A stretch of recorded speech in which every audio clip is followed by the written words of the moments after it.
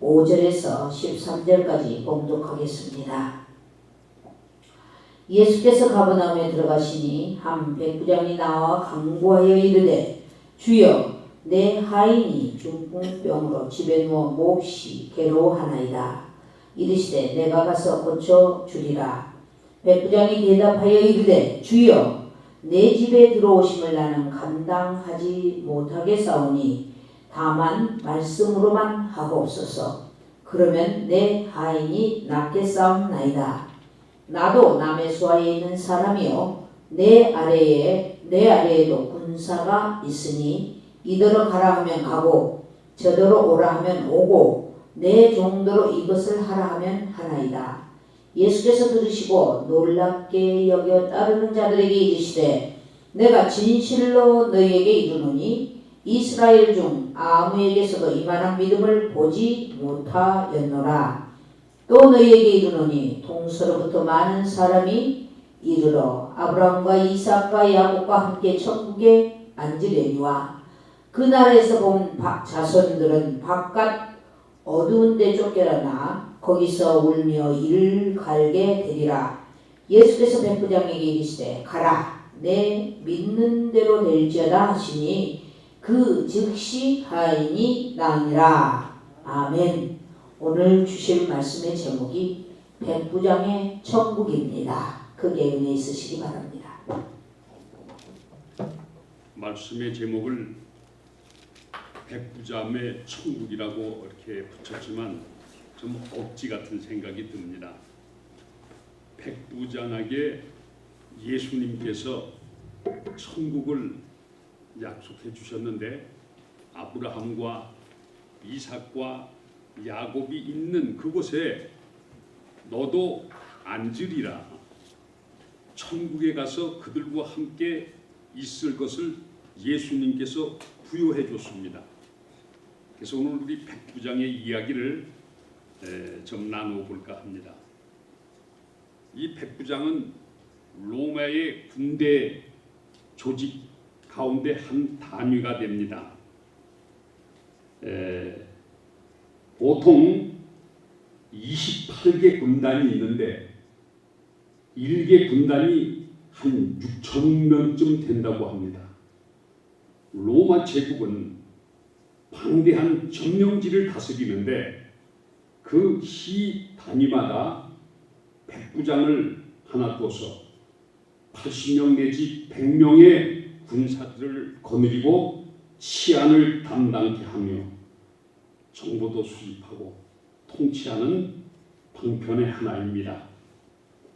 28개 군단이라 하면 1개 군단에 6천 명을 잡으면 아주 방대한 숫자입니다. 또 이 백부장 정도 되려면 군 조직 생활에 한 15년쯤 경험되어야 그 백부장이라고 하는 자리에 오를 수가 있습니다. 그리고 그에게는 월급이 주어지는데 월급은 일반 병들이 받는 월급보다 15배를 받습니다. 오늘 이 가버나움이라고 하는 것은 이 지역에는 아주 장사도 잘 되고 빈번한 그런 요지입니다. 보통 시장을 할래도 또는 경찰서장을 한다 하더라도 좋은 도시를 맡아야 그 권세도 누리고 그 역할도 자랑스럽게 아마 감당할 수 있습니다마는 여기 가버나움이라고 하는 이 마을은 예수님의 사건이 아주 많이 있었던 기적도 나타났고 여러 가지 역사도 많이 나타났기 때문에 이 치안을 담당하는 백부장이 유대인들, 히브리인들의 일어나는 동향에 대해서 모르고 있을 수 있을까요? 치안을 담당하는 이런 입장이기 때문에 여러 가지 정보를 다 모아서 보고를 받고 잘 알고 있는 사람입니다. 그래서 유태교회 지도자들과의 관계, 또 예수라고 하는 새로운 신인이 나타나서 많은 사람들의 민심을 모으고 또 그들의 문제를 해결해 주는 이런 예수님에 관한 사실도 전부 아마 입수하고 있었을 것입니다. 이 사람이 유대인들과 얼마나 잘 소통하는가에 관해서 본문 말씀에 나타나 있는데, 누가복음 7장에 또 다른 백부장의 이야기가 나오는데, 그곳에는 3절에 7장 3절에 예수에 관한 소문을 듣고 유대인의 장로 몇 사람을 예수님께 보내서, 그러니까 유대인의 장로라고 하면은 이미 지위가 있는 분들이 아니겠어요? 유대인들에게 있어서는 품가 있는 그런 분들의 교제가 있었기 때문에 예수님에 관한 것에 대한 소문을 들었을 뿐만 아니라 그 예수님에게 자기가 데리고 있는 종이 중풍병으로 문제가 있는데 이 문제를 해결해 주십사 하고 그 장로들한테 부탁하는 모습을 봅니다. 마태복음 8장에 나타난 사건은 백부장이 예수님에게 그와 같은 것을 부탁을 하는 걸로 나와 있고, 7장에는 유력한 장로를 통해서 예수님에게 우리 종의 중풍병을 해결달라고 부탁하는 모습으로 나타납니다. 어떠했든 간에 이 사람이 유력한 사람이면 틀림없습니다. 여기 이 유대인의 장로들은 이 부탁을 받고 예수님에게 가서 얘기를 합니다. 예수님, 이 사람이요, 예수님에게 이런 청을 할 만한 자격이 있는 사람입니다. 우리가 회당을 지을 때 이 사람이 많은 돈을 들여서 우리 회당을 지을 때 기여도가 높은 사람입니다. 그러니까 이 사람 청을 우리는 들어줘야 됩니다. 예수님도 가버나움 회당에서 말씀을 전한 적도 있었어요. 그러니까 예수님에 관하여서 이 백부장은 많은 정보를 가지고 있었고 잘 알고 있었습니다. 또 이 사람은 유대인이 아니라 로마 사람이겠지요. 그럼 이 로마 사람도 자기의 종교가 있습니다. 그 사람은 고대 그리스와 로마 신화의 신비 종교 밀교의 회원일 것입니다. 왜? 적어도 로마 병들을 통솔할 수 있는 그런 통솔자라고 한다면은 그와 같은 종교적인 배경을 가지지 않았겠는가 생각합니다.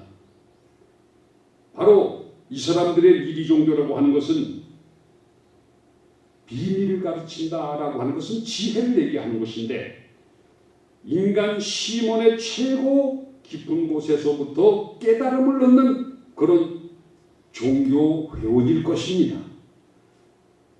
그러나 이 가버나움 지역이라고 하는 치안을 담당한 이 백부장은 예수님의 이야기를 듣고 자기 종교와 아마 비교가 됐었는지도 모릅니다. 왜? 자기가 생각했던 종이 중풍병으로 재구실을 하지 못하게 됐을 때 자기 종교의 방법으로 주실적인 힘을 통해서 회복시켜보겠다는 생각을 안 해봤겠습니까? 그러나 그는 예수님에게 이것을 청해서 해결하는 것이 더 바람직하다고 생각했기 때문에 이와 같이 청했고, 바로 청한 사건이 오늘 읽어드린 본문 말씀의 내용입니다. 그때 이 종이라고 하는 대상은 이 백부장에게서는 재산과 같은 것입니다. 중풍병이 걸린 중병자라고 한다면 그 종의 값을 제대로 평가받을 수 있을까요? 받을 수가 없습니다.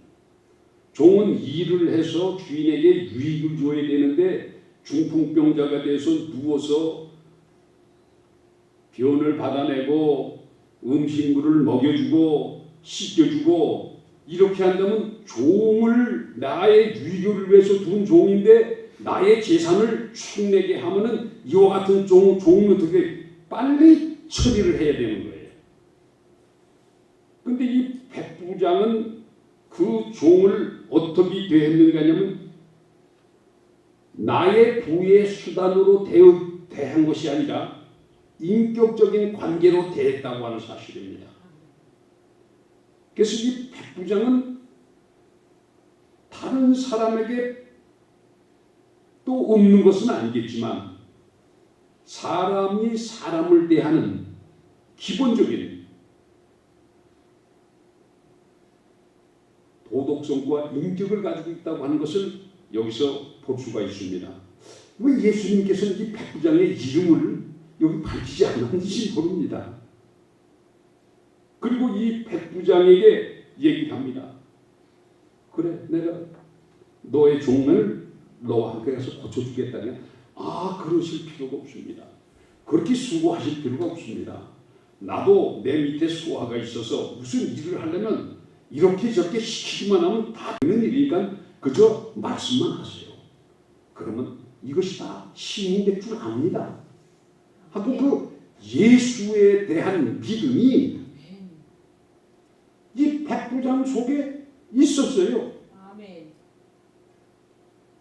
오늘 하나님의 기록된 말씀을 선포하는 이유는 뭐냐면 예수 그리스도가 인생의 생사과복을 주장하시는 하나님의 아들이시라고 하는 것을 믿게 하는 것이 이 성경 66권이 우리에게 하려고 하는 본래의 목적이란 말이에요.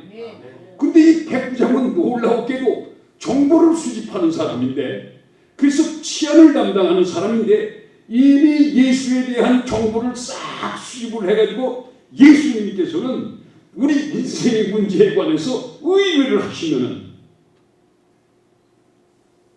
그 문제가 다 실행될 것을 믿고 있었던 사람이라고 하는 사실이 본문 안에서 입증됐다고 하는 사실입니다. 그게 예수님께서 백부장을 보시면서 하신 말씀이 야, 너 대단하구나. 하나님의 나라에 아브라함과 이삭과 야곱이 있는데 너도 거기 가 있어. 그리고 거기 자리를 해. 이 얘기는 놀라운 선언입니다. 하나님의 나라는 로마나 히브리 사람들, 그리스 사람들이 생각하는 게 아닙니다. 관심이 없는 거예요. 그 사람들은 자기네가 갈 데가 있는 거고 불교인들은 어디를 구하려고 그래요? 불교인은 어디 가요? 자기네들은 천당 오래도 안 가. 나는 극락 갈 거야. 그 전도하면 나는 극락 가고 너는 천국까지 왜 나한테 자꾸 천국 가자고 그래? 근데 이 백부장은 자기가 가야 할 때보다 정보를 수집한 것을 쫙 보니까는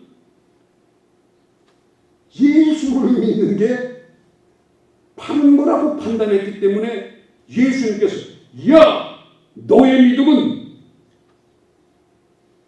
이 사람들 내 백성들에게도 볼 수 없는 믿음을 네가 가졌구나.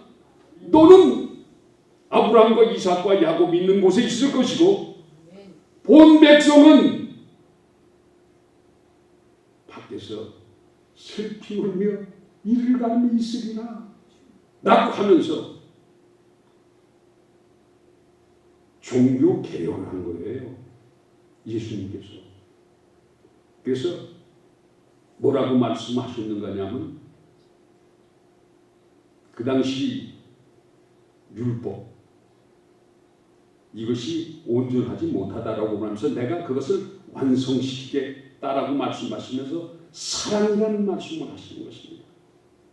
그래서 믿음의 본질이 뭐냐고 하면 그 계명도 다 중요한 거지만 그 계명의 가장 가장 핵심적인 것이 있는데 그것이 사랑이라고 하는 열쇠인데 이 사랑이라고 하는 열쇠가 천국문을 열 수 있는 그런 것이고 계명의 모든 문제를 해결할 수 있는 것이라고 말씀하시는 것입니다. 그러면서 이 가보남의 백부장을 아브라함과 이삭과 야곱이 있는 곳에 함께 앉으리라고 약속하시는 것입니다. 이 사람은 치안 책임자이기도 하기 때문에 그 사람이 권위가 있습니다. 지도자적인 의식이 있습니다. 이 지도자적인 의식이 있는데 첫째 지도자적인 의식이라고 하는 것은 뭐냐면 자기가 담당하고 있는 지역의 모든 사람들의 안전을 절대 우선순위로 하는데 모든 사람의 생명을 안전하게 지켜야 된다는 것을 자기 종에까지도 적용시켰던 사람인 것입니다. 그러니까 그는 인격적인 지도자입니다. 요즘 한국의 윤리 도덕적인 것이 어떻다고 생각하십니까? 그건 저는 뉴스를 꼭 보려고 애를 쓰는 사람입니다만은 어머니와 의붓 아버지를 죽이고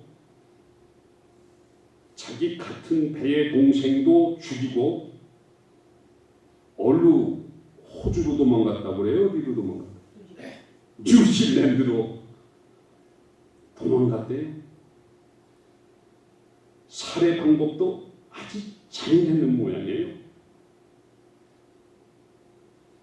어떻게 이런 문제가 있을 수 있습니까? 성경은 우리에게 그렇게 말씀하고 있지 않아요? 내 부모를 공경하라. 내 이웃을 내 몸같이 사랑하라. 이것이 마태복음 19장 19절에 있는 말씀으로 인간이 꼭 지켜야 할 강령인 것임을 말하고 있습니다. 그런데 어떻게 제 부모를 이렇게 사랑하고 출국을 할 수 있었는지 이해할 수 없는 것입니다. 이것은 윤리적으로 도덕적으로 인간의 목숨을 세상 사는 현상의 방편으로서 가치를 상실시켰기 때문에 있을 수밖에 없는 일이라고 하는 사실이죠. 사람을 수단으로 본 것이에요. 사람이 결코 수단이 되어서는 안 되는 대상이라고 하는 것이죠. 그래서 이 백부장은 예수님으로부터 하나님의 나라를 약속받았는데 그것은 종이라 할지라도 그것을 수단으로 보지 아니하고 목적으로 보았고 그 목숨을 궁극적으로 가치로 보았기 때문에 하나님의 나라를 이렇게 약속받았다고 하는 사실입니다.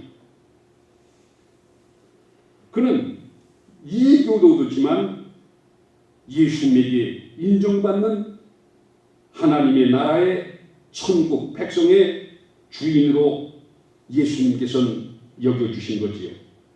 일본에는 85만 개의 종교가 있다고 합니다.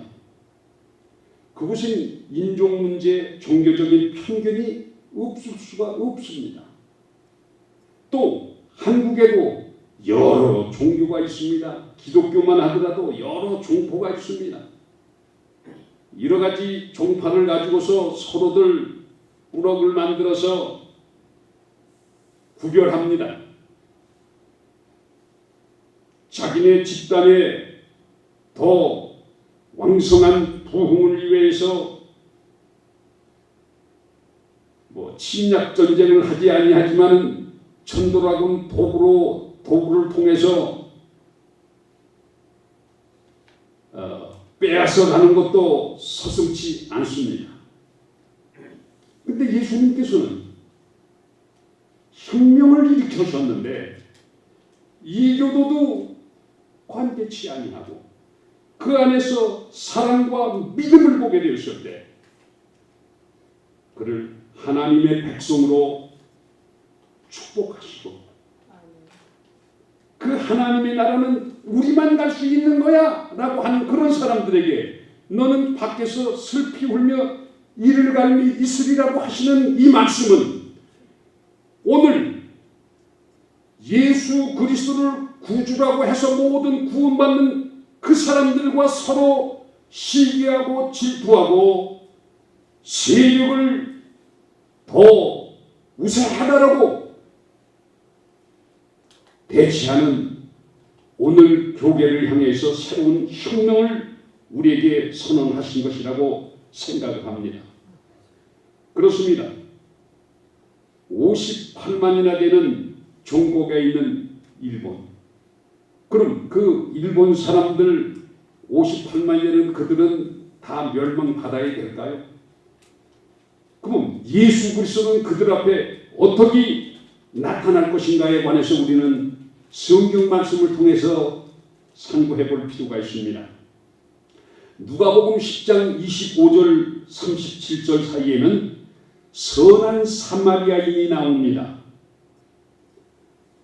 이 선한 사마리아인은 자기의 비즈니스 때문에 여행을 가게 됩니다. 근데 강도당한 사람을 만났습니다. 강도당한 사람을 만나게 되었을 때 첫째 누가 지나가요? 제사장이 지나갑니다. 제사장이 지나가는데 이 제사장은 하나님과 아주 가까이 있는 친한 사람이에요. 그렇죠? 근데 그 사람을 보더니 저 비켜서 돌아갑니다. 또 누가 지나가요? 제사장. 또 유태교인 중에 하나님이랑 아주 친하게 지내야 될 사람이 지나갑니다. 그도 슬쩍 모른 체하고 피해갑니다. 그 사람들은 계명을 지키는 사람들입니다. 그런데 그 사람의 소중함을, 강도당한 사람의 소중함을 피해서 지나갑니다. 그 다음에 또 누가 지나가요? 사마리아 사람이 지나갑니다. 근데 사마리아 사람의 그냥 사마리아 사람, 장사꾼, 사마리아 여행하는 사마리아인 이렇게 붙이지 않냐고 선한 사마리아인이라는 말을 썼습니다. 그 사람이 지나가는데 이 사람은 제사장과 달리 그 강도만 만난 그 사람에 대해서 관심을 가졌는데 제사장도 관심을 가졌어요. 저기 강도당한 사람이 있구나 하고 피해갔어요. 근데 이 선한 사마리아는 그에게 다가갔어요. 그리고 그를 치료했어요. 근데 자기가 이렇게 간단하게 응급치료만 해서 되는 것이 아니라고 판단했어요. 그래서 그를 여관에 데리고 갔어요. 그리고 그를 맡기고 부탁을 했어요. 내가 갔다 오다가 필요한 비용이 더 들어서 그걸 내가 갚겠습니다. 그런데 돌봐주십시오 하고 그리고 길을 떠났습니다.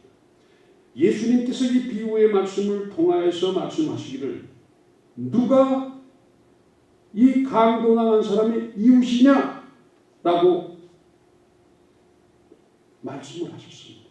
이게 지금 누구한테 하고 있는 얘기죠? 하나님을 섬기고 있는 사람들한테 얘기하는 거예요. 율법을 지키는 사람들한테 얘기하는 거예요. 계명을 지키고 하나님의 나라의 상속자들이라고 하는 분들에게 말씀하신 거예요. 누가 이 강도당한 사람이 이웃이냐? 라고 얘기를 했어요. 제가 이 말씀을 보기 위해서 몇을 좀 찾아봤더니 어떤 목사님이 설교를 하신 부분이 있는데 이 선한 사마리아 이웃은 예수님이었다. 그래서 그분의 그 요지가 그렇습니다. 인간 세상에 온 우리들이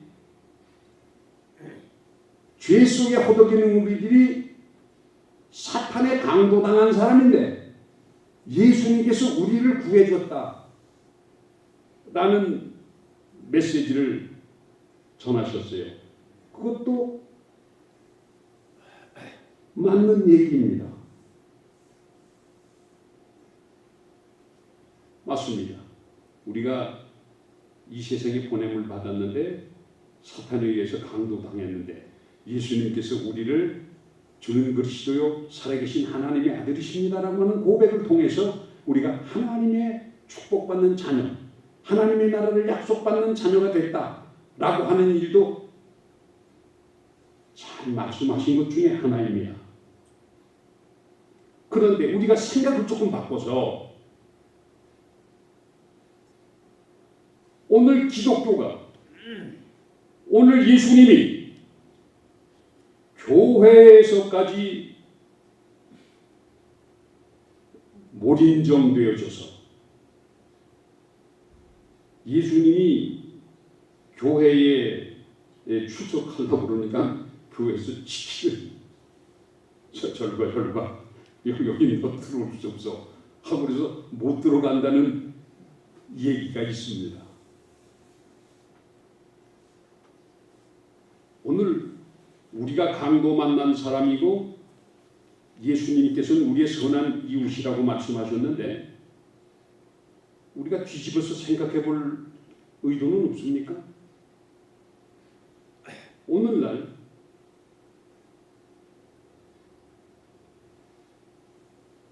믿는 사람들이라고 하는 크리스천이라고 불리우는 사람들에 의해서 강도당한 예수님을 생각해 볼 필요는 없습니까?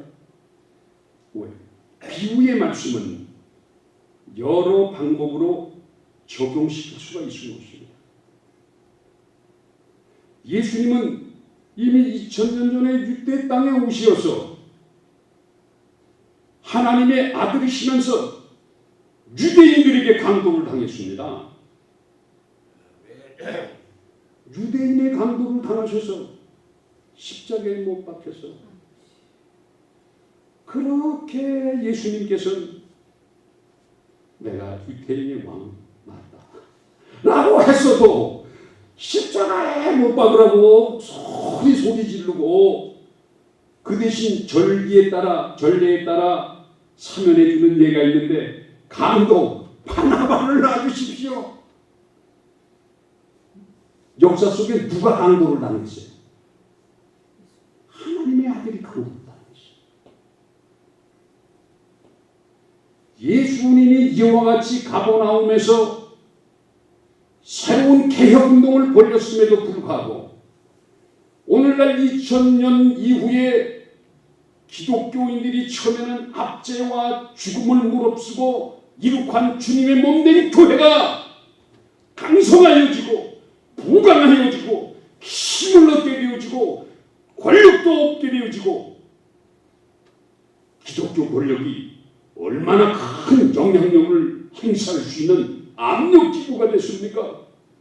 청와대가 교회를 무시해요? 어린 만품도 없지. 힘이 세졌어요.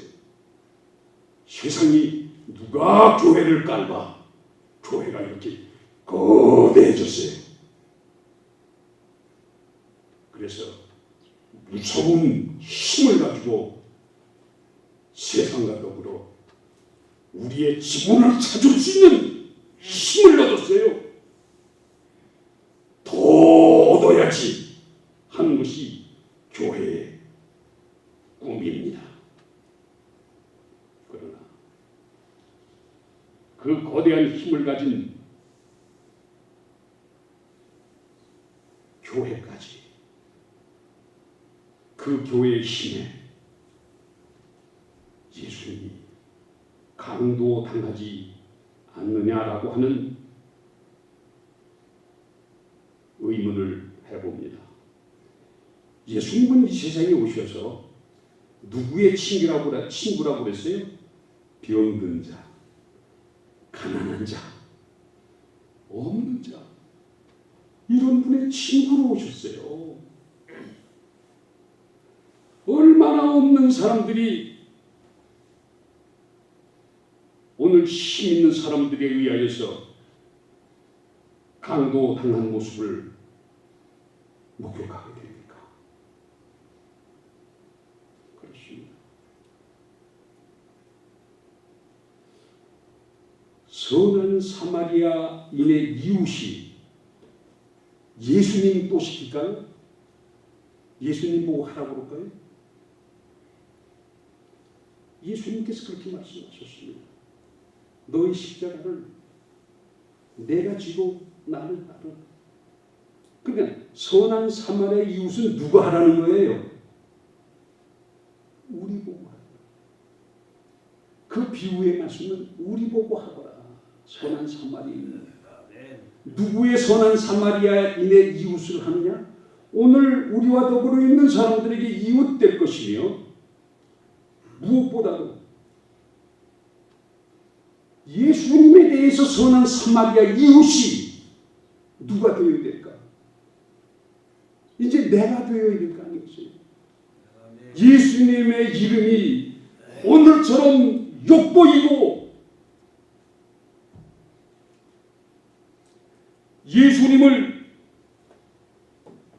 교회에서 아름다운 곳으로 치장해서 감금해 둔 그 예수님에게 우리가 해방 선언을 해야 된다고 하는 사실.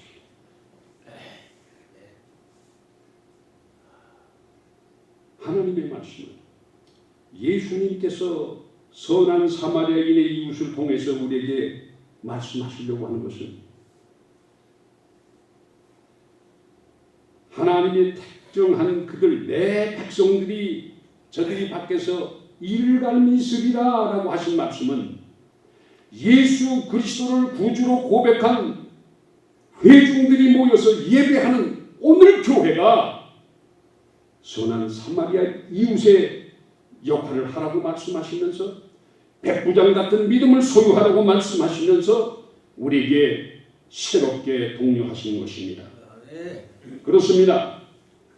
하나님의 나라는 마태복음 19장에 보면 예수님께서 변화산상에서 누구를 만나봐요? 모세도 만나고 엘리야도 만나봅니다. 하나님의 나라에 예전에 최자실 목사님인가 어떤 분이 천국을 가셨다고 해요.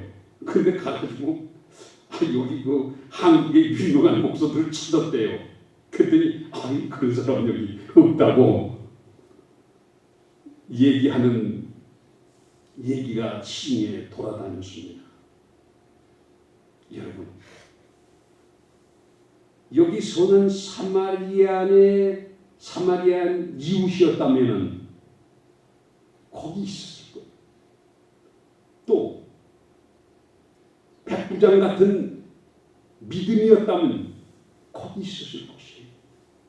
그런데 세상에서 영광을 다 누렸기 때문에 아니 거길 왜 갑니까? 여기서 영광을 누려야지. 아니 이 목사님 영광을 어떻게 소욕 앞에서 계속 누려야 될 거 아니에요. 내전하고 골치 아픈 사람 앞에 찬양하고 말씀 성격 선포하고 그 사람들한테 모욕당하고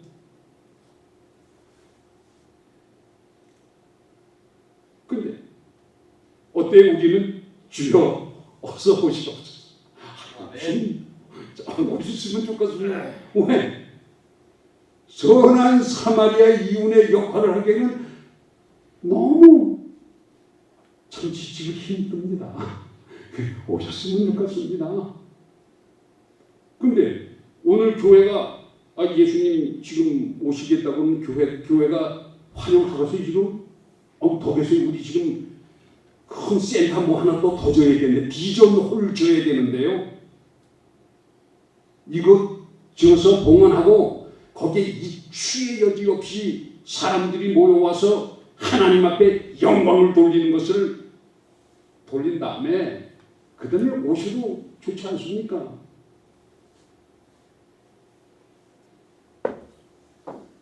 예수님은 지금도 99마리의 양을 두고 한 마리의 양을 찾으러 다니시는 분이에요. 이른 드라크마를 찾기 위하여서 밝혀 비를 들고 흩어서 숨겨져 있는 드라크마를 찾으시려고 하는 분이에요.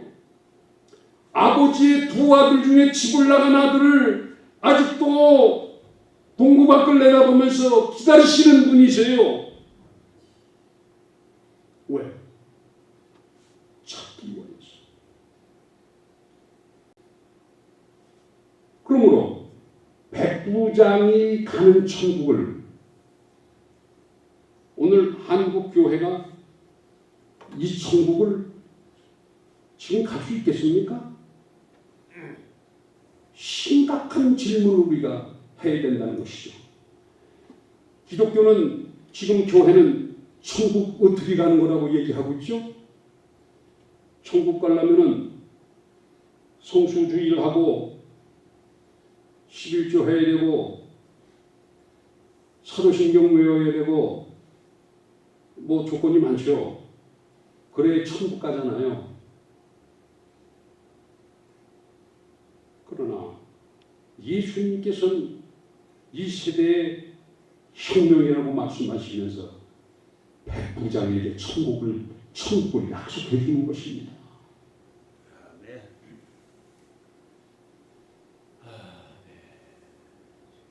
제가 이 백부장에 하나님 예수님께서 약속해 주신 천국을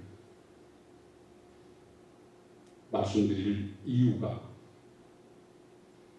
오늘 우리가 교리로 가려고 하는 천국, 교회가 제시하는 길로 가려고 하는 천국이라고 한다면 다시 한번 생각해 보시겠소. 여러분의 삶의 현장에서 여러분과 더불어 함께하는 그 이웃들과 관계 속에서 천국을 약속받는 백부장 같은 여러분이 되시기를 주님의 이름으로 축원합니다. 참 좋으신 하나님, 은혜를 감사합니다. 우리는 교리를 가지고 있습니다. 성령 말씀을 가지고 있습니다. 여기에 꽁꽁 묶여서 이웃을 돌아볼 여지도 없고 아버지 하나님 받은 교제를 통해서 천국을 꿈꾸지도 못합니다. 바쁩니다. 준비할 것이 너무 많습니다. 주님 지금 오시면 안 됩니다. 더 있다 오세요. 한 것이 오늘 교회의 기도가 되지 않도록 오늘 우리의 삶의 현장에서 최선을 다하여 사랑, 이웃을 사랑하는 것이 우리 삶의 목적이 되게 하옵소서. 감사하며 예수님의 이름으로 기도하옵나이다. 아멘.